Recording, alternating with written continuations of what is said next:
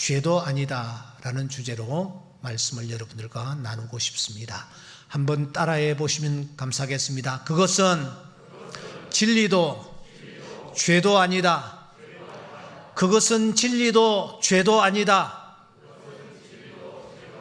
기도드리겠습니다. 하나님 아버지, 우리로 하여금 주의 전에 나와 예배할 수 있는 은혜를 주시니 감사합니다. 가정에서 유튜브를 통해 예배하는 분들, 그리고 다른 공간에서 예배를 드리는 분들에게도 동일한 은혜 주시어서 오늘 우리가 이 나눈 말씀이 남은 생애를 살아가는 우리들의 지침이 될 수 있도록 은혜를 입혀 주시옵소서. 종은 감추어 주시고 하나님의 귀한 말씀만 드러나는 시간 되게 하여 주시옵소서. 예수님 이름으로 기도 올리옵나이다. 아멘. 저는 이 본문을 몇 번이며 계속해서 읽었습니다. 읽으면서 사건 하나가 주마등처럼 제 내리를 스쳐 지나갔습니다. 그것도 1980년대 중반 어느 주일날 아침이었습니다. 아이들이 그때는 꽤 어렸습니다. 그래서 이 아이들이 우유를 먹으면서 자라는 시기였었는데 집에 우유가 떨어졌는지 제 아내가 급히 가게에 가서 우유를 사와서는 먹이는 것 아닙니까? 교회로 나가려던 제가 그 광경을 보았습니다. 마음이 많이 상했습니다. 그래서 퉁명스러운 소리로 왜 주일날 우유를 사느냐고 그렇게 한마디 던지니까 아내가 하는 얘기가 그러면 주일이라고 해서 애들 굶기란 말인가? 그렇게 반응을 보였습니다. 왜 주일날 돌을 쓰느냐? 오늘 주일이지 않는가? 주일에 애가 배가 고파서 울고 있는데 그럼 어쩌란 말인가?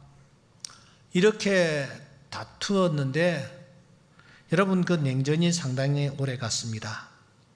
속으로 제가 아내를 바라보면서 어떤 생각을 했을까요? 그러다가 그해 연말에 12월 28일 강남의 모 교회의 부목사로 제가 임지를 옮겼습니다. 부임하고 첫 주일입니다. 첫 주일 예배 후에 교역자 회의가 열렸습니다. 그런데 교역자 회의를 마친 후에 담임 목사님께서 야, 우리 출출한데 점심이나 먹으러 가자.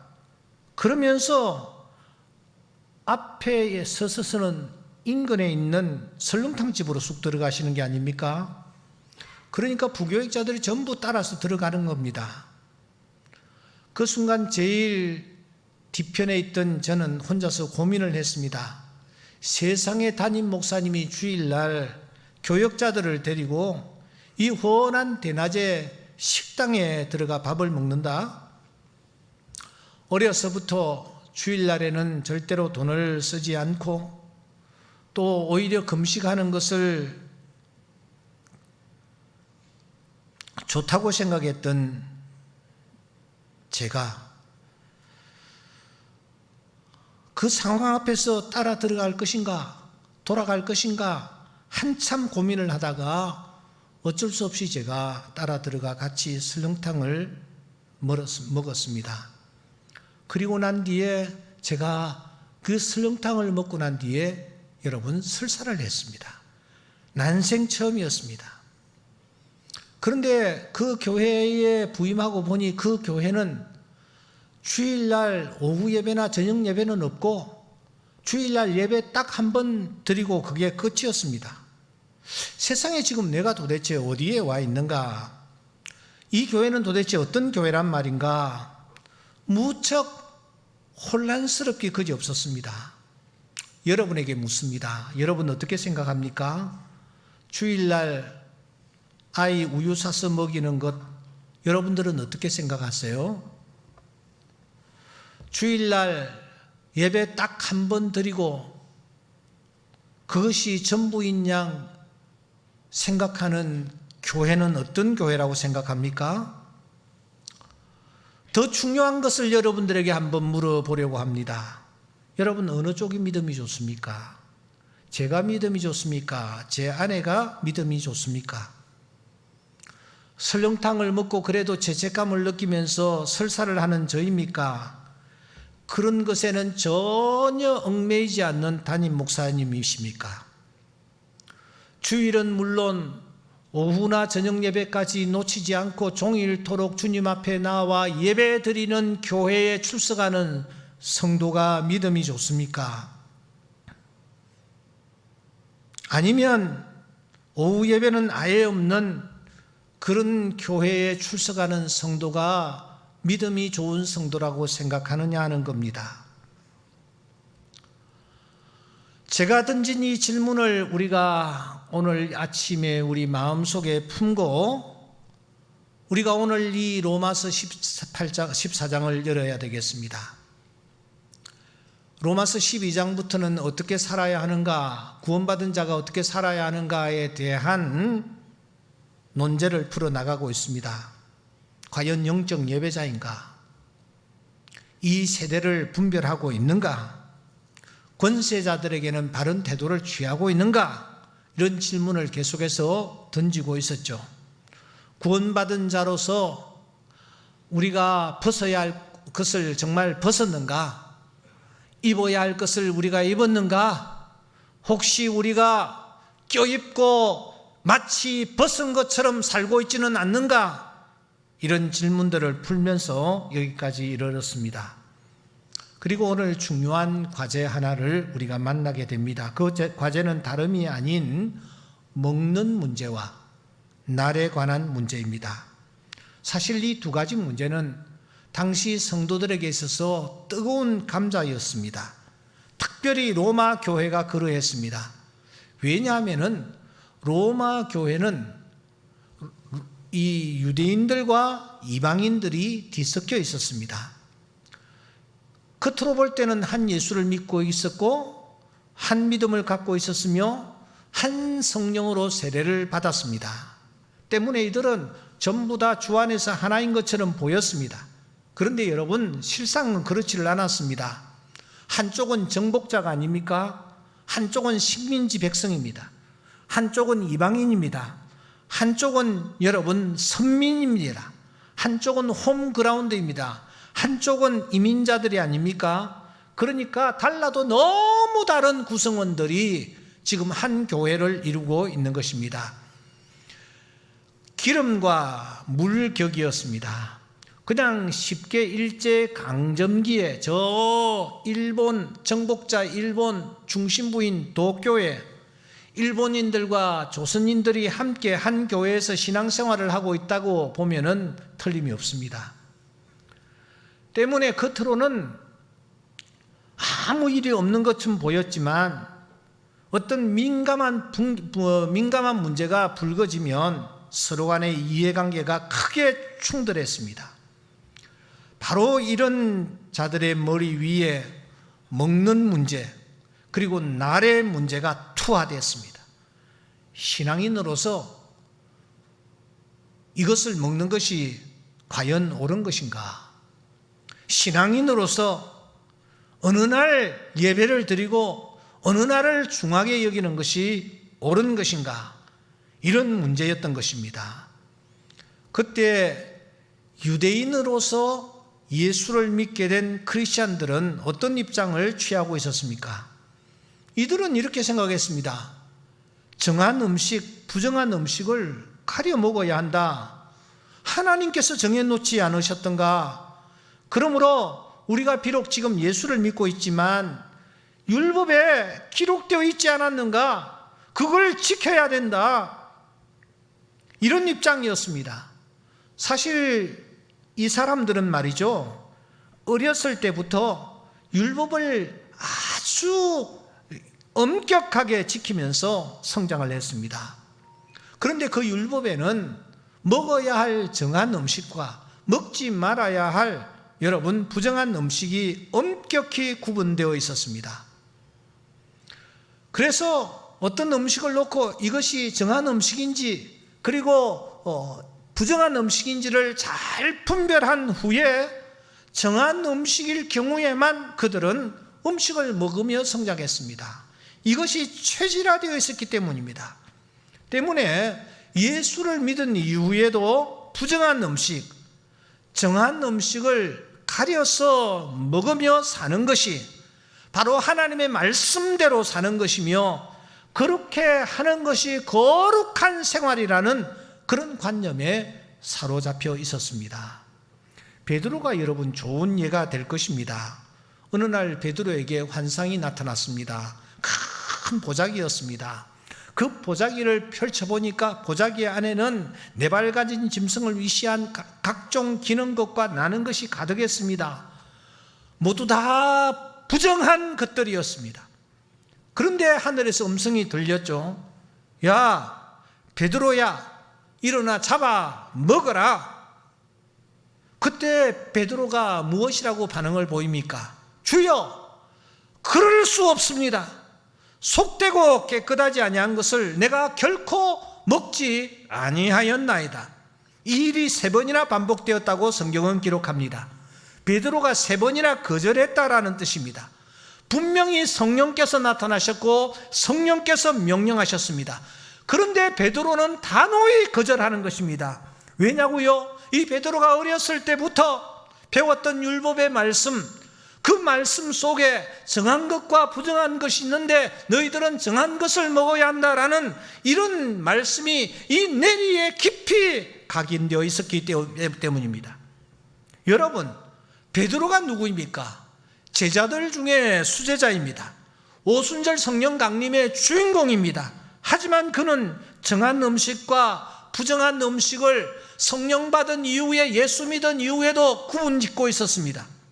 음식 문제에 있어서만은 지금까지의 습관을 그대로 고집했습니다. 절대로 포기할 수 없는 것이라고 그렇게 생각했습니다. 그런데 이런 고정관념이 말이죠, 성경을 보면 초대교회에 이르러서는 더 엄격해지고 있었던 것을 봅니다. 14장 21절을 잠시 주목하십시오. 21절에 보시면 고기도 먹지 아니하고 포도주도 마시지 아니하고, 12장 2절을 보십시오. 채소만 먹느니라, 이런 표현이 있습니다. 채소만 먹고 있는 것입니다. 여러분, 채소 하면은 누가 떠오릅니까? 다니엘입니다. 다니엘과 그의 친구들이 느부갓네살 왕에게 뽑혔습니다. 왕은 환관장에게 명령합니다. 3년 동안 이들에게 산의 진미를 먹여라, 포도주를 먹여라. 환관장이 음식을 만들어 가져왔을 때에 다니엘이 요청합니다. 우리에게는 채식만 주어서 먹게 해 주십시오. 그리고 한 열흘 지난 후에 한번 비교를 해 봅시다. 환관장이 그 말을 받아들이고 이 다니엘과 그 친구들에게는 채식만 공급을 했습니다. 결과가 어떻게 나타났습니까? 채식만을 고집했던 다니엘의 얼굴이 더 아름답고 더 윤택하고 더 좋아 보였다고 성경은 기록합니다. 이렇게 채소만을 고집했던 다니엘과 그 친구들에게 어떤 일이 일어났습니까? 극렬히 타는 풀무불 속에 던져졌으나 그곳에서 건짐을 받는 역사를 맛봅니다. 굶주린 사자굴 속에 던져졌으나 그 속에서 건짐을 받는 놀라운 기적을 체험합니다.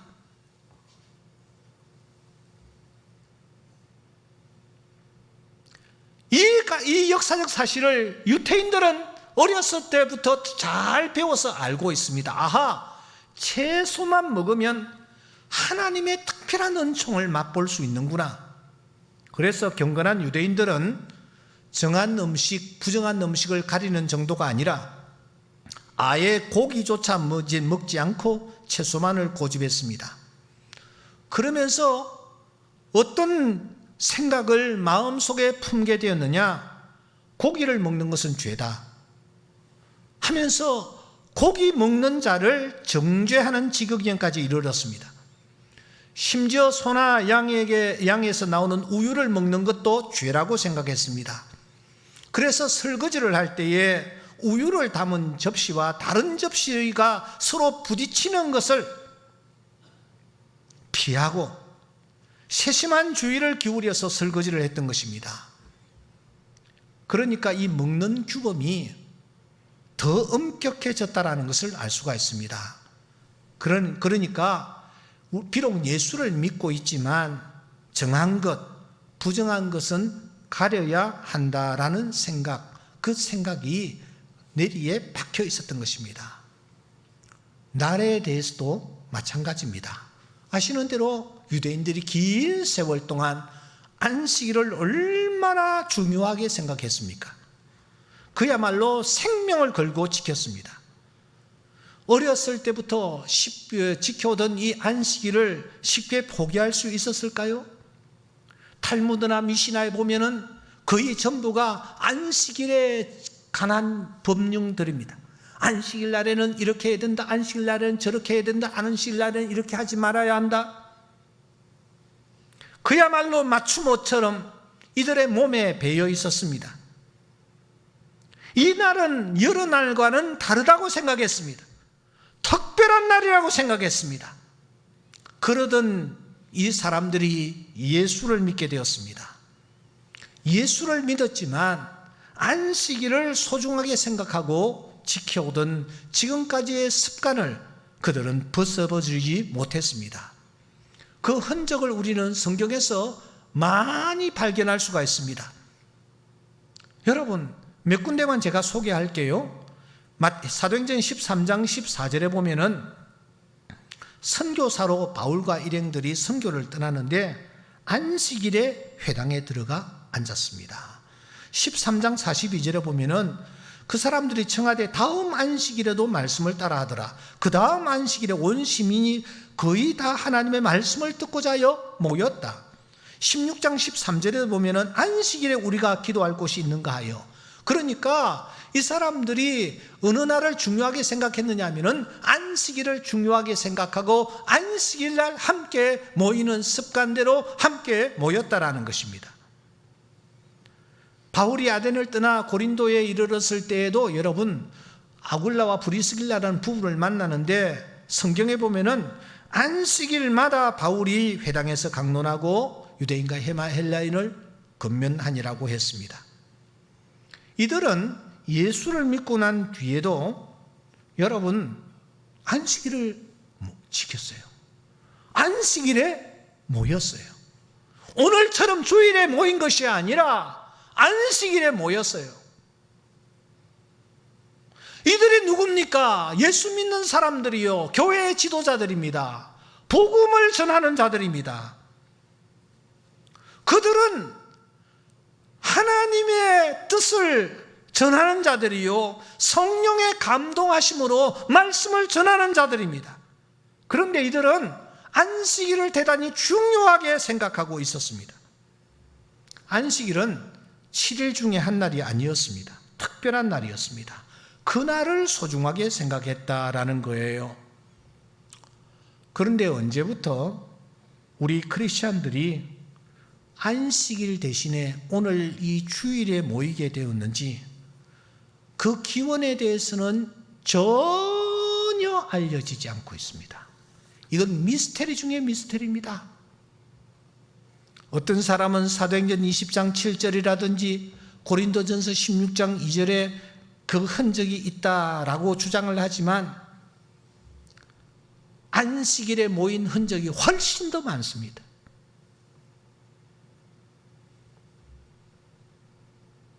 그러니까 우리는 넉넉히 짐작할 수 있습니다. 어느 날 모이느냐 이거야. 어느 날이 더 중하냐 이거야. 이것이 로마 교회에서 치열한 논쟁의 주제였습니다. 그래서 로마서 14장 5절에 보시면 어떤 사람은 이 날을 저날보다 낮게 여기고 어떤 사람은 모든 날을 같게 여긴다. 그러니까 교회 안에서 도대체 안식일 날 모이는 것이 좋으냐? 또 보니까 이 주의 날, 이 안식 후 첫날 모이는 것이 좋으냐? 이런 논쟁들이 교회 안에 있었던 것이 분명합니다. 분명히 그랬을 것입니다. 로마 교회에서 어떤 부류는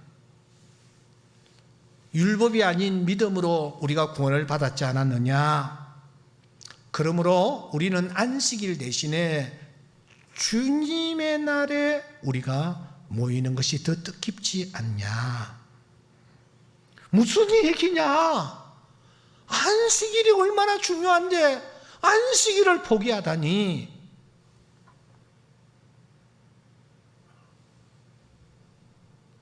이렇게 유대인으로 있다가 예수를 믿게 된 크리스찬들은 먹는 문제, 두 번째 안식일 문제, 이 두 가지를 포기하지 않았습니다. 그들은 이렇게 생각했습니다. 신앙생활이란 무엇인가? 신앙생활이란 무엇을 먹느냐? 어느 날을 중하게 생각하느냐? 바로 이것이 신앙생활이다. 이 두 가지를 어떻게 지키느냐를 살펴보면 그 사람의 신앙 상태, 그 사람의 신앙의 수준을 알 수 있다라고까지 생각을 한 거예요. 교회사가 웰츠 박사가 있는데 이분은 교회사를 깊이 연구하고 난 뒤에 이렇게 말합니다. 교회에서는 오랫동안 초기의 제도와 명령에 대해 논쟁하느라고 암흑에 쌓인 채 분열을 일삼아왔다. 지금까지 지켜오던 제도, 명령, 이것에 대해서 논쟁을 하느라고 암흑에 쌓인 채 분열을 일삼아왔다. 그 중에 가장 중요한 것이 이 먹는 문제, 또 하나 날의 문제였습니다. 로마 교회가 그러했습니다. 특별히 로마 교회는 유대인 신자들과 또 이방인 신자들이 뒤섞여 있는 상황이었기 때문에 이 문제가 첨예하게 대립되어서 어떤 성도는 이쪽에, 어떤 성도는 저쪽에 서로 편이 갈려지는 그런 심각한 상태가 일어나고 있었던 것입니다. 그때 이 사실을 알고 있는 바울, 이 두 가지 문제에 대하여 어떤 입장을 취하고 있습니까? 우리는 지금부터 정신을 차리고 바울이 어떤 입장을 취하고 있는지를 우리가 확인해야 되겠습니다. 여러분, 14장 1절을 같이 한번 읽었으면 좋겠습니다. 화면을 보시고요. 믿음이 연약한 자를 너희가 받되 그의 의견을 비판하지 말라. 2절, 어떤 사람은 모든 것을 먹을 만한 믿음이 있고 믿음이 연약한 자는 채소만 먹느니라. 5절입니다. 어떤 사람은 이날을 저날보다 낮게 여기고 어떤 사람은 모든 날을 같게 여기나니 각각 자기 마음으로 확정할지니라. 본문을 우리가 좀 더 유심히 살펴야 합니다. 유심히 살펴보면 바울이 말이죠, 한쪽을 향하여는 옳다, 한쪽을 향하여는 그러다 하지 않는 것을 발견할 수 있습니다. 한쪽을 향하여 그렇게 하는 것은 죄를 범한 것이며 그렇게 하지 않아야 죄를 범하지 않는 것이다, 그렇게 하지 않는다라는 거예요. 한쪽을 향하여 그게 진리야, 또 한쪽을 향하여 그렇게 하는 것은 비진리야, 이렇게 판정을 내리지 않는다라는 것입니다. 여러분, 본문을 다시 보십시오. 본문에서 바울은 매우 이색적이라 할까요? 생소한 표현을 씁니다. 옳다, 그러다, 진리다, 비진리다, 죄다, 죄가 아니다 라는 그런 어떤 표현을 쓰는 것이 아니라 본문을 보세요.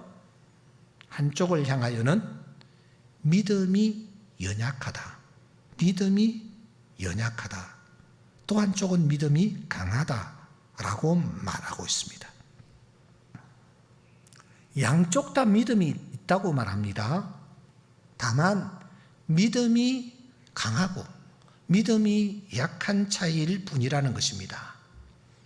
그러면 누가 믿음이 강한 자이며 누가 믿음이 약한 자란 말입니까? 본문을 보세요. 음식도 정한 음식만 가려 먹고 이날을 저날보다 더 중히 여기는, 다시 말하면 안식일을 더 중히 여기는 그런 유대인 신자가 믿음이 강한 자일까요? 강한 자라고 합니까? 믿음이 좋은 자라고 합니까? 반대로 뭐든지 먹고 안식일 다음 날에 모여도 날은 똑같다, 무방하지 않느냐 하는 이방인 신자들이 믿음이 강한 자입니까? 믿음이 약한 자입니까? 이 사람들은 믿음이 약한 자입니까? 아직까지 믿음이 이 수준이 아주 낮은 자입니까? 여러분들은 어떻게 생각하세요? 어떻게 생각하세요, 여러분? 우리가 생각할 때에 유태인 신자들이 믿음이 강한 자처럼 보입니다.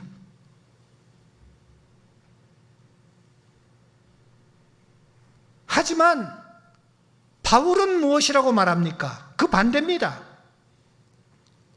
과거의 습관과 율법을 못 버린 채 음식을 가려서 먹고 안식일을 고집하는 유태인 크리스찬이야말로 믿음이 약한 자라고 말합니다.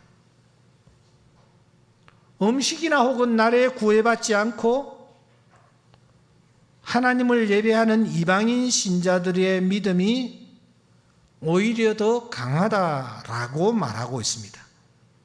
왜냐하면 이들이야말로 규례라든지 법규라든지 전통이라든지 습관에서 벗어나 자유하는 믿음을 소유하고 있기 때문이라는 것입니다.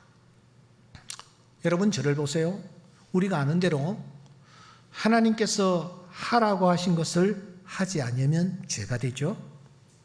반대로 하지 말라고 하신 것을 하면은 그 또한 죄가 됩니다. 레위기서 11장에 보면은 우리가 먹어야 할 음식과 먹지 말아야 할 짐승이 열거되고 있습니다. 다시 말하면 정한 음식과 부정한 음식이 열거되고 있습니다. 11장 7절에 대표적인데 돼지 먹지 말라고 말합니다. 돼지고기 먹지 말라는 거예요.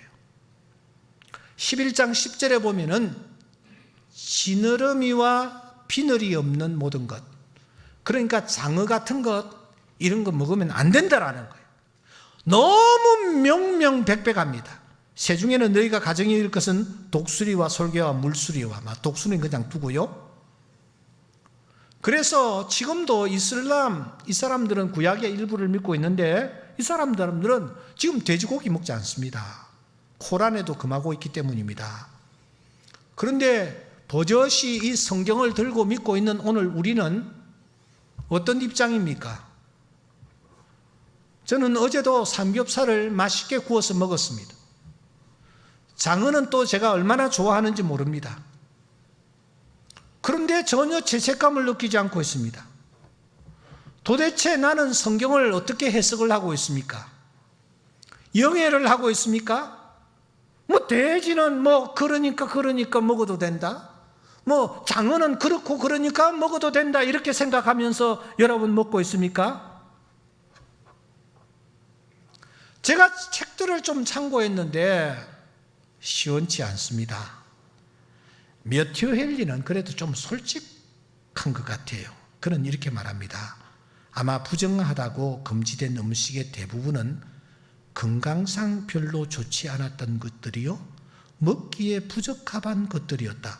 이것을 금지하신 것은 하나님의 백성들이 신앙생활에서 뿐만 아니라 일상생활 면에서도 남과 다르다는 것을 스스로 깨달으라고 가르치신 것이다.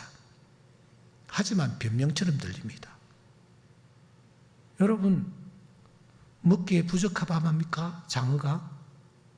삼겹살이 말이에요.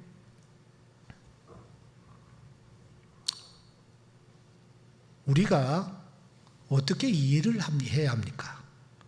폴 주위트 박사는 주일의 참뜻이라는 책을 폈는데 그는 여기에서 이런 답을 우리에게 던집니다. 잘 들으세요. 음식이나 날의 문제는 주님이 오시기 전 그림자처럼 잠깐 허락되었던 규례에 불과하다.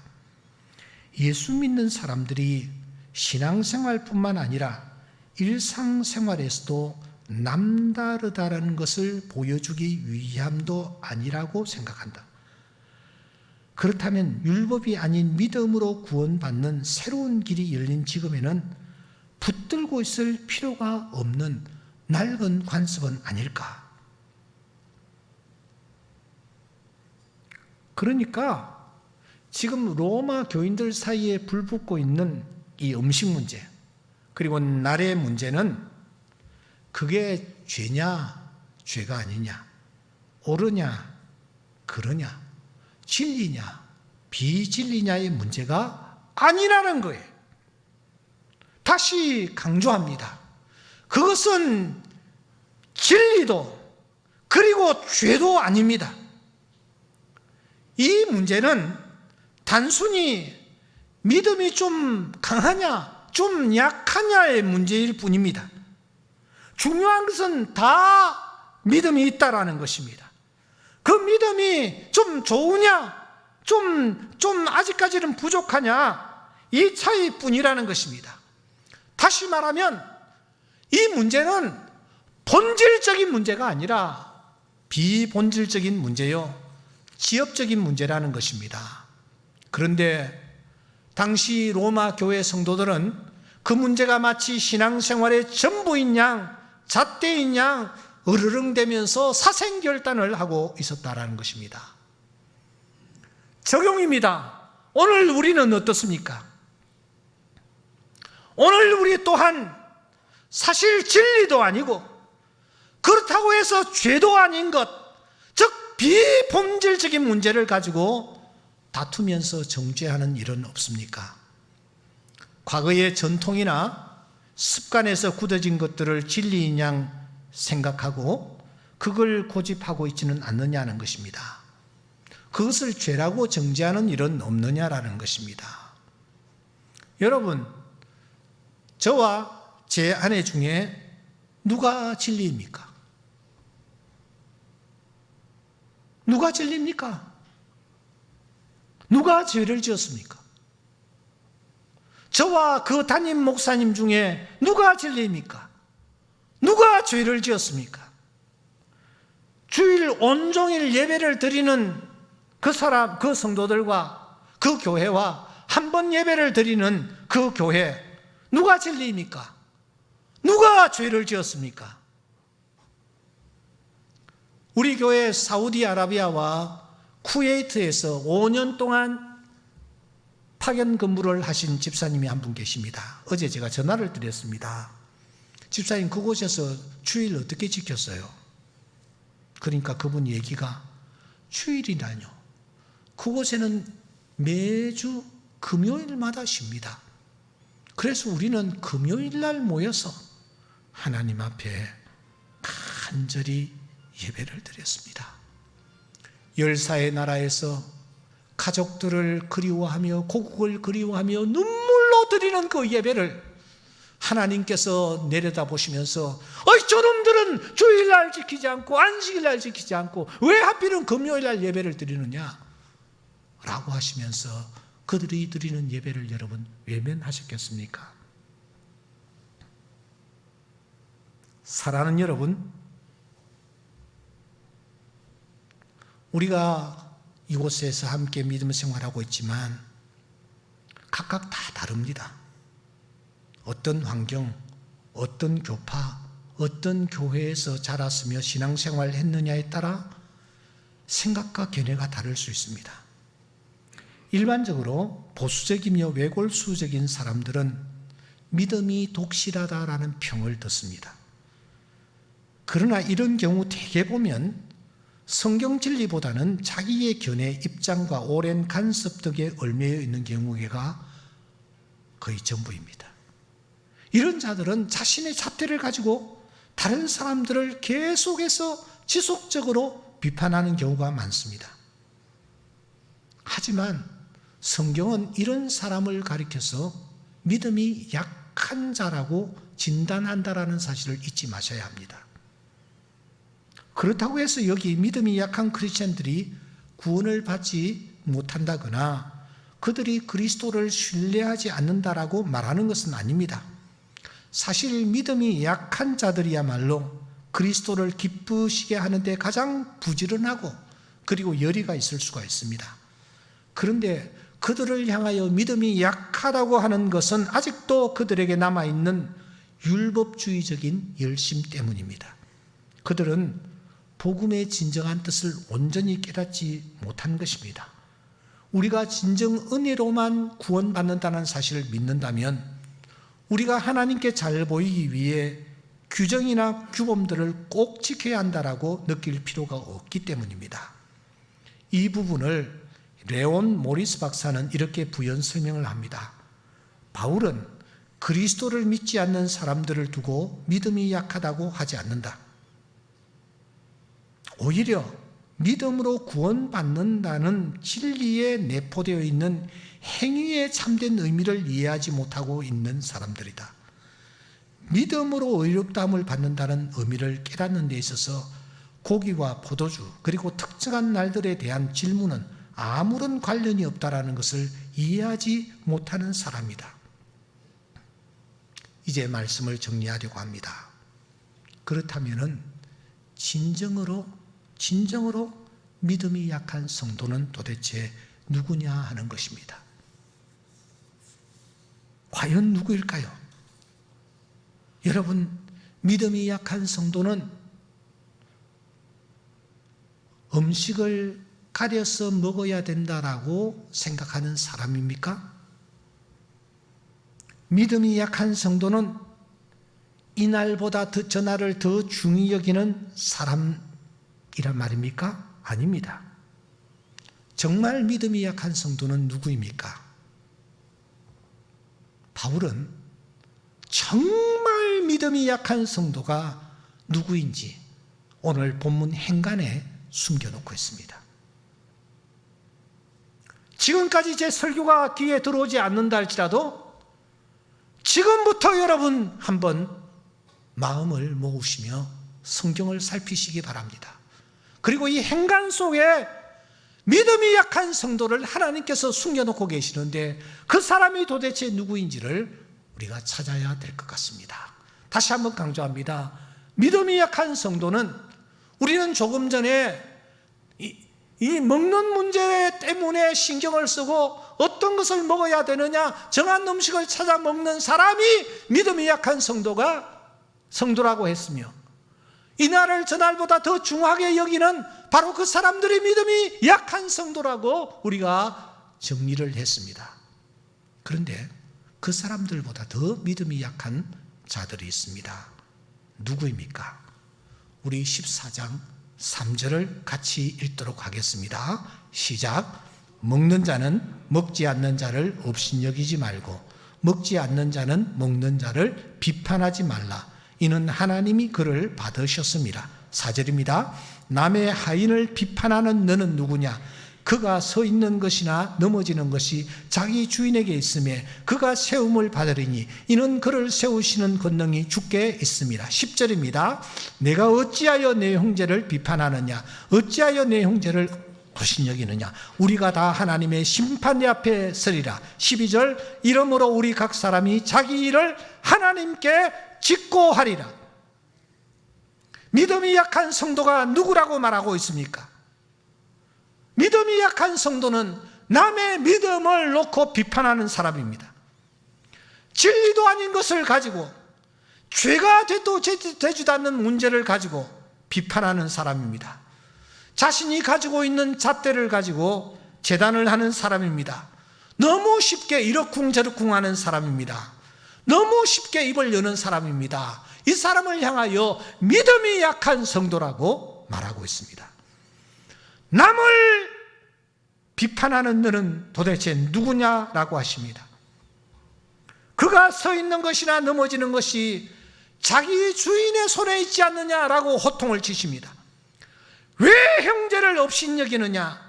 우리가 다 하나님의 심판대 앞에 설 것이라고 깨우치십니다. 우리 각자가 자기의 입으로 자기가 행한 일을 하나님께 직구할 것이라는 사실을 알지 못하느냐라고 말합니다. 믿음이 약한 성도가 누구입니까? 그것은 비판하는 사람입니다. 그러므로 우리는 비판하는 것을 삼가해야 합니다. 내 성향이 진보적이라고 해서 그 관념으로 다른 사람을 쉽게 입을 열어 정죄해서는 되지 않습니다. 내가 보수적이라고 해서 그 성향으로 남을 재는 잣대를 가지고 남을 재어서는 되지 않습니다. 심판은 하나님께서 행하실 일입니다. 사람들은 믿음이 좋다고 말하지만 하나님은 약하다고 하실 때가 많으며, 그 반대로 사람들은 믿음이 약하다고 하지만 하나님은 강하다고 하실 수 있습니다. 우리의 판단이 전부가 아니라는 것입니다. 다시 말합니다. 우리가 서로에게 하지 말아야 할 것이 있습니다. 진리 문제가 아닌 것, 죄가 아닌 것, 이런 것을 가지고 남을 비판하지 말아야 합니다. 나라의 문제, 먹는 문제가 중요한 것으로 생각했으나 그것은 진리도 그것은 죄도 아니었기 때문입니다. 설령 그것이 진리 문제일지라도 죄의 문제일지라도 자기 또한 자기가 행한 일을 직구할 것이라는 두려움으로 오늘 또 우리가 입을 열며 믿음 생활할 수 있어야 될 줄 믿습니다. 이러므로 우리 각 사람이 자기 일을 하나님께 직고하리라. 기도드리겠습니다. 거룩하신